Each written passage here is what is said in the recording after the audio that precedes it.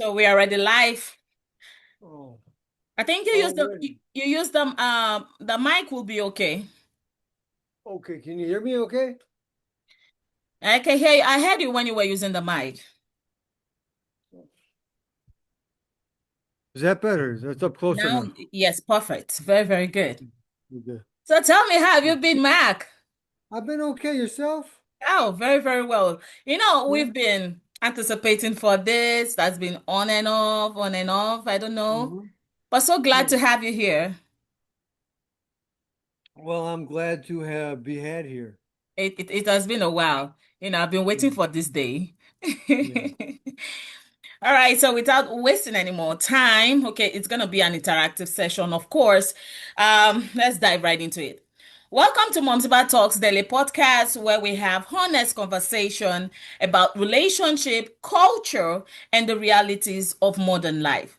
So, in today's topic is one that could spark debate everywhere, from the social media to dining tables and even our personal relationship. Now, we are asking, in today's relationship, are men's expectations more unfair, or is it the opposite? Meaning, are women expectations more unrealistic? Now, these two ideas are being treated as the same thing, but they're actually very, very different. Now, I'm going to make this clear. An unrealistic expectation is something that may be difficult to achieve because reality most times do not cooperate the way that we want it to be. Note this: an unfair expectation is that type of expectation where one person places an unequal burden, okay, on someone else or demands something that is not reciprocated. Joining me today is a very, very interesting and impactful guest, Mike Connor, who will be arguing the opposite side. He'll be telling us, based on his perspective. And I promise you it's going to be very, very interesting. While I'll be on the position telling you the reason why men's expectation in modern relationship are often more unfair than women expectations being unrealistic. Now, I need you to know that this isn't just about attacking the men or the women, or it's about understanding the standards we place on each other, whether those standards helps the relationship to thrive or create unnecessary pressure. Mark, welcome to the show. How you doing? Okay, Ziba, how you doing? Great to see you. Very, very well. I want you to tell Glad us to a hear brief about Mark. Meanwhile, our beautiful audience, Mark has been a friend of Mom Ziba Talks Daily podcast. So we've been having, these meetings, and he's here again. I know when I wrote to him, I've been, trying to bug him.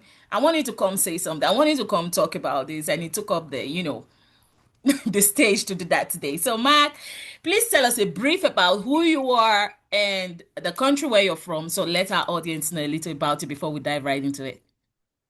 Okay, well, Mark Connor is my name. I am from the United States of America. Okay, the mic. Um, Okay. my name's Mark Connor. I'm from the United States of America. Okay. I'm from a state called Minnesota. I'm from the capital of the state, St. Paul, Minnesota. Okay. And you interviewed me in earlier in the year about my book. It's about time. Millions of copies sold for Dad. Um, and that is a book about love, family, and life, and kind of dealing with the loss of my father, and also kind of the different adventures and disappointments in my life. And I do talk about love relationships in the a little bit in the book. Okay. And I talk about boxing. And I'm a boxer. I'm a boxing trainer now, and I'm a writer. Those are my main things in my life that I've been good at are boxing and writing. All right. Thank you so much, Mark. And you're going to be telling us a lot about that book at the end of the episode. So I know that Okay. our audience will be willing to hear more about the book and everything it's about. Okay, trust me, guys, it's a very, very interesting book. Okay, so Mark, let's discuss about this in depthly. I want you to, from your own understanding, expatiate on these questions. Um, what is the difference between an unfair expectation and unrealistic expectation? What do you understand by that? Well, what's the difference between unfair and unrealistic? Yeah. Um, well, I suppose you they they mostly, I would say they would mostly an unfair expectation would also be an unrealistic expectation. However, you could have one that you could consider it fair in the sense that it's possible for the individual upon whom it's placed to actually meet it, but it's still not fair, still not just.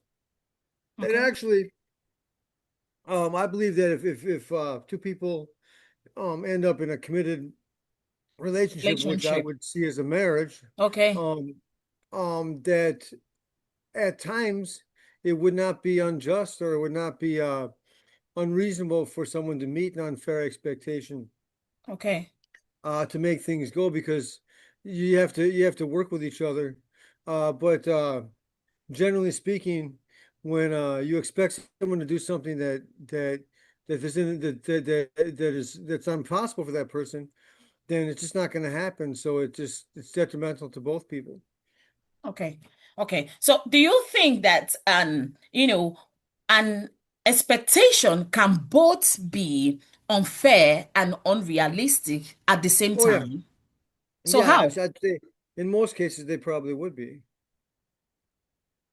In most cases, an unfair expectation would also be unrealistic, Okay, all right. I would say.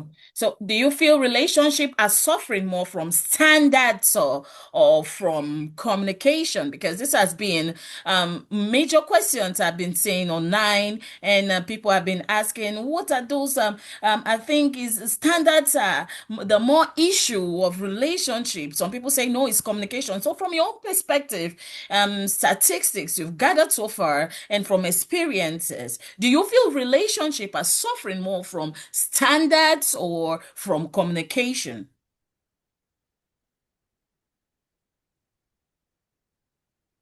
Boy, that's that okay.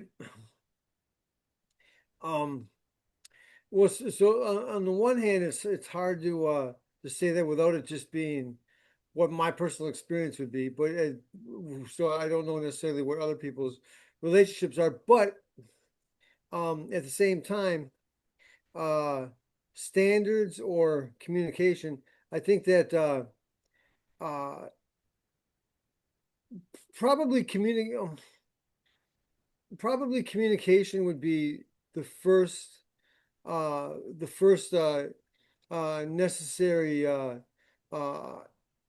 the Important for necessary a relationship. probably the first necessity, Yeah. right? So that's probably a greater cause of dissipation or failures of a relationship than inappropriate expectations. But the inappropriate expectations would be very related to it, and actually would be very much a cause of lack of communication or miscommunication. Okay. Um, you know what I'm saying? Okay. I'd say it's very much intertwined. Wouldn't you think? Does that not make sense to you? Yeah, it makes sense to me. For me, I want people to understand that an unrealistic expectation, can simply be a dream. Okay, it could be a dream. For instance, one thing a financially stable man or stable partner may be unrealistic for some persons. You understand, but it's not totally unfair because when No. we look. So you're saying you're saying it may be unrealistic to expect for a woman to expect a man to be financially stable for some men. But you're saying it's actually it's a very understandable. I I believe it's very fair for a woman to expect a man to be financially stable. Yeah, Yeah, yeah, yeah, but 100%. in some places, it's like men see that as unrealistic. Some men see that as unrealistic. I had this debate some time ago, and the response I was getting was from men majorly was, women are always needing men to be, financially stable before they could say yes or before they could go into the relationship with them. And I had to say, this is not an unrealistic expectation because when we are going to something like relationship, we need finances. Yeah. Yes. Yeah. I I would say there is from a man's point of view, Yeah. um what I think is important for us is not so much that you expect us to be financially stable, but Okay. that that's not so much a problem as um um Okay. wanting to have that, but being willing to be supportive and encouraging enough to help to be working as a team with the man and in a way that facilitates him to to just habitually be doing what needs to be done Yeah. um um throughout the year to be building that kind of financial stability and having that kind of a future together. You know, I Okay. mean, you got to have a woman's going to have to believe in you. You got to do something for her to believe in you, but Of she's course. got to believe in you, and she can't just expect you to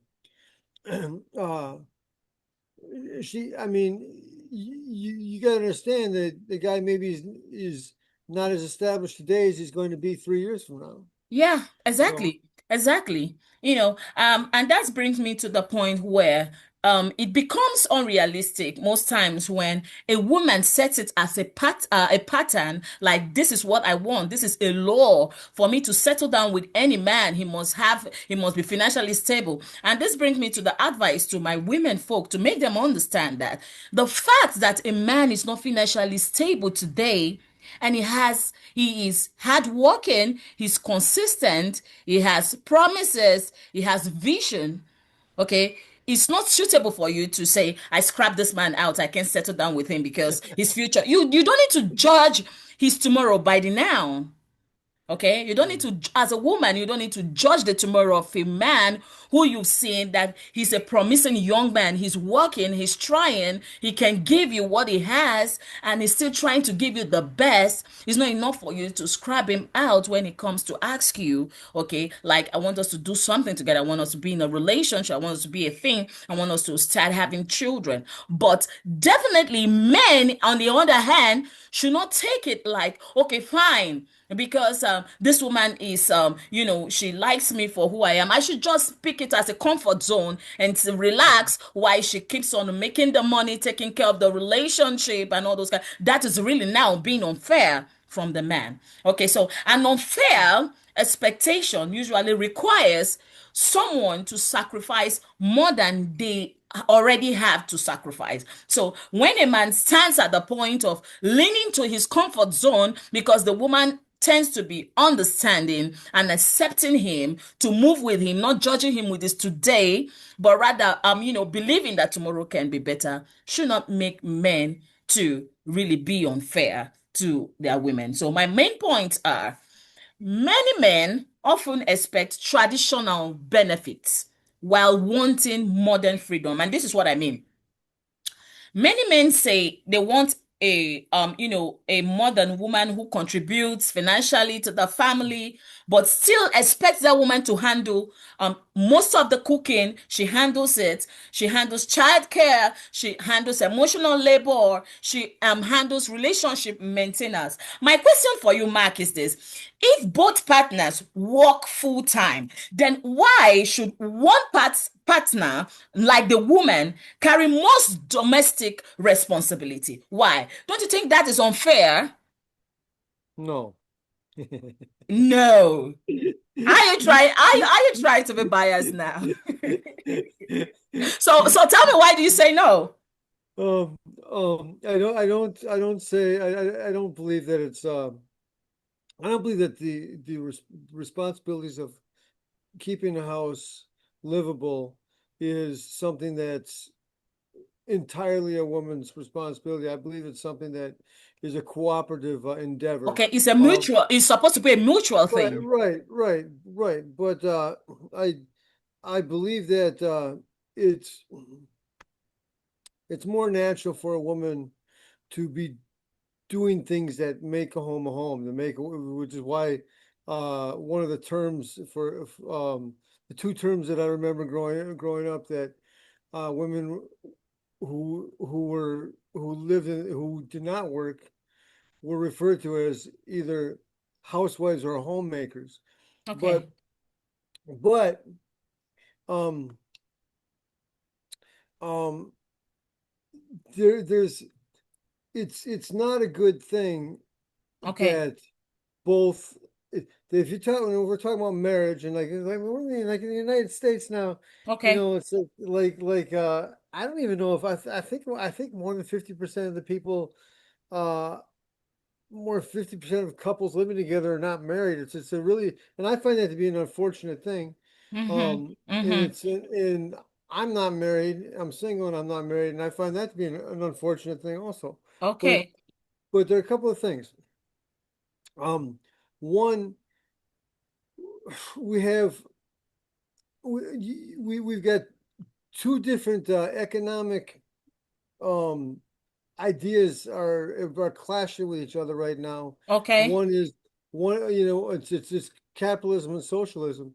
And the capitalist idea, you've got it's grown into um um both husband and wife, so mother and father, Okay. both work, and their first loyalty is to the corporation. And in a socialist system, the first loyalty is to the government. In Okay. both in both work, and Okay. then right, and then but in a a better way to approach it Okay. is where the first loyalty is to the family. Okay. And if you have, if I think that it's a good thing if you can find a way to have some type of work when, especially when a child appears into the when a child is had, where the woman, the mother can have time that she can actually do work at home, Okay. um or out of home. And if there's some type, if you can pursue a life together where you can have certain skills, where you develop a certain type of profession or a certain type of business where you can make money, that's more of a family business, and it's more of a, it's either a service to provide into other employers, or else it's something that you're doing that's your own business. It's a much better way to try to pursue this together. And that would be an advice to people that are, getting out of high school, that are getting, or going into or getting out of college, that are in the 20s, early 20s.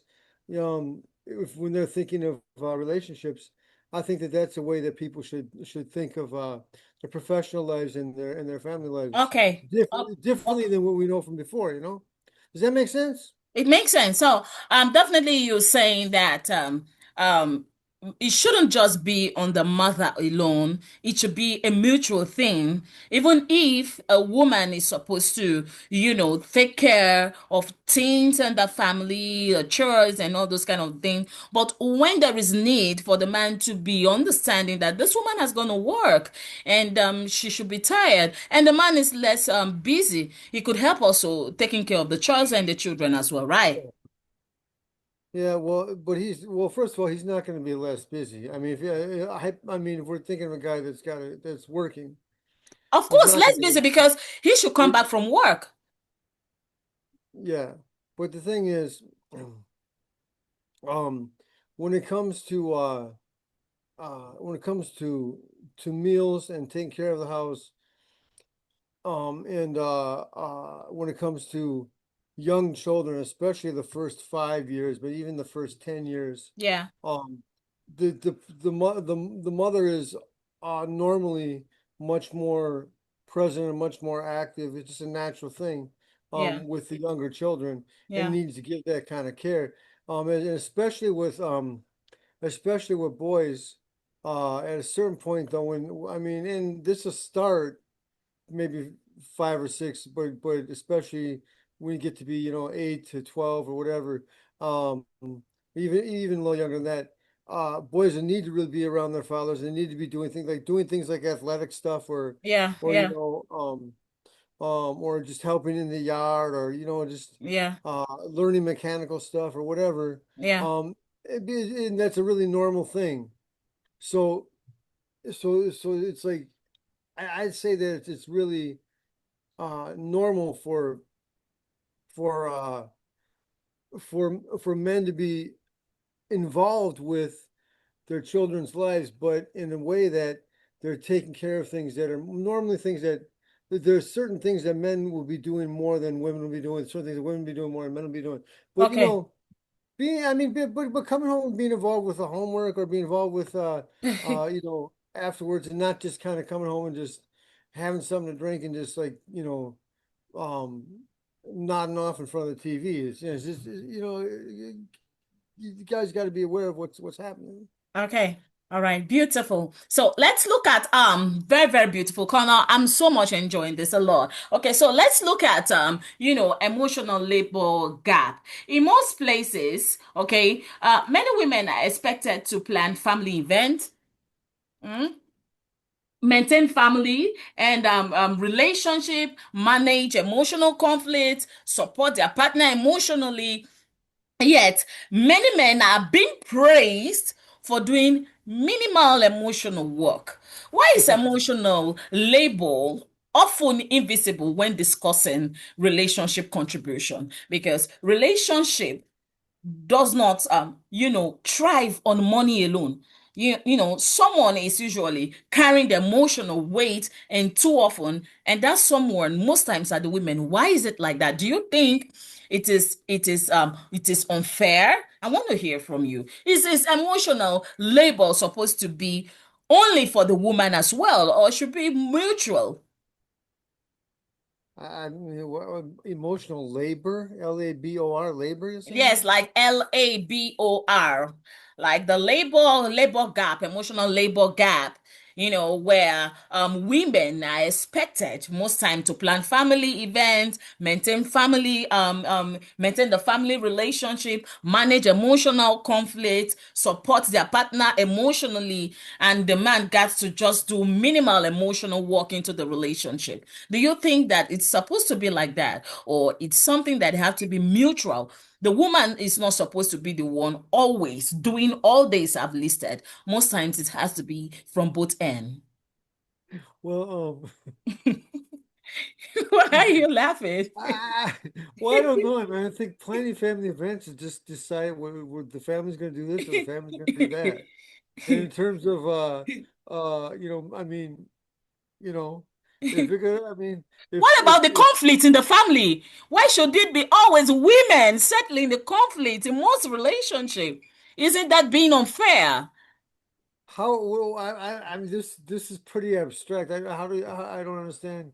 Women are solving the conflict Yeah, in exactly because relationship. How exactly because what is I'm not sure exactly what that means. yes, and I'm telling you from what I know. Most culture, especially from Africa, okay, most time they expect because the Bible says women should be submissive, okay. They forget the part in Peter's Right. that said both of them need to be submissive to each other to make the relationship work. So most time men start at the point of ego. Wait a second. Wait a second. It doesn't. You're talking about. I think this is Ephesians. Paul in his letter to the Ephesians, I believe. I mean, I wish I would. I got a Bible over here, but I wish I don't have the passage in front of me. But um, he does say, women be submissive to your wives, Of right? yeah, we Right. should both submit to each other. For man is head of his wife, head of his household, right? Basically as Jesus is head of his church, right?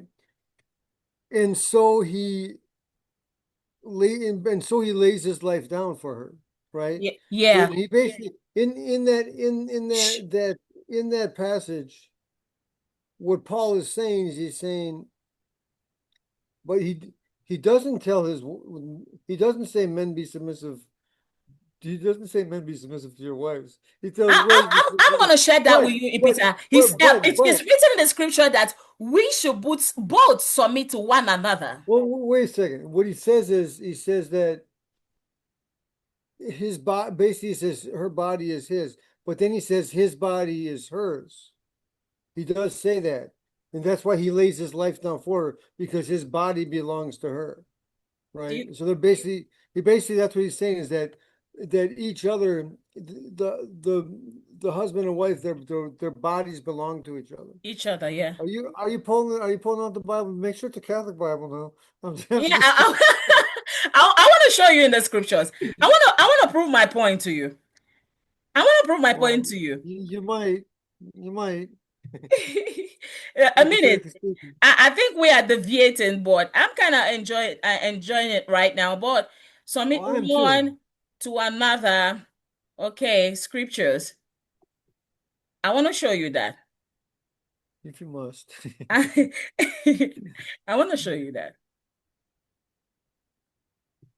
All of you clothe yourself with humility towards one another. And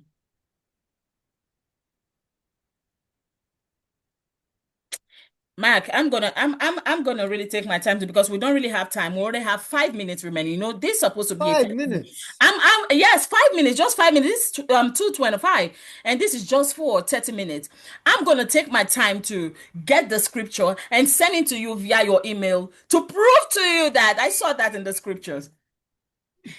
No, I know you did. You did. I know All right, it's so let's continue with it. But definitely, I feel that emotional labor gap shouldn't be for one person.